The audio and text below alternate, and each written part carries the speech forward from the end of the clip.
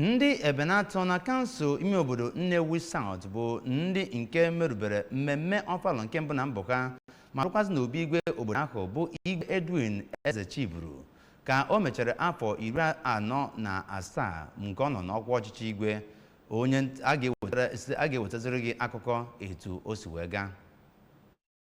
na ya bụ mmemme nke ndị Ebenator nupụtara n'igwe wee gbakọta ka ha nwee aṅụrị ma hụrịta onwe ha dịka ha na-emerube udo na ọganihu bata n'obodo ahụ. Ka onye ji ọkwa dịka onye isi okpuru ọchịchị ime obodo Nnewi South bụ Honorable Chinedu Ezogidi, onye ya nọkwara na ya bụ mmemme wee nye nzere nke ọ bụ onye igwe ọdịnala ya bụ obodo nyere, kọwara na ya na-enwe nnọọ aṅụrị n'obodo niile nọ na Anambra bụ ebe mmemme dị iche iche na-emegasị n'ihi ezi nchekwa nke Gọvanọ Soludo mere ka ọ dị na Anambra n'okwu adịgasị iche iche. Ka onye President General nke ya bụ obodo bụ Maazị Chigozie Aladi na onye isi ndị chịkọbara ya bụ agbamọfala bụ Maazị Ugochukwu Akpa kelere Chineke na ya bụ ịgba ọfala gara nnọọ nke ọma, bụ nke ọ kọwara na o teelarị ha kwesịrị ịgba ya bụ ọfala site na Ebenator nke dị na okpuru ọchịchị ime obodo Nnewi South. Abụ m Ngozi Obileri.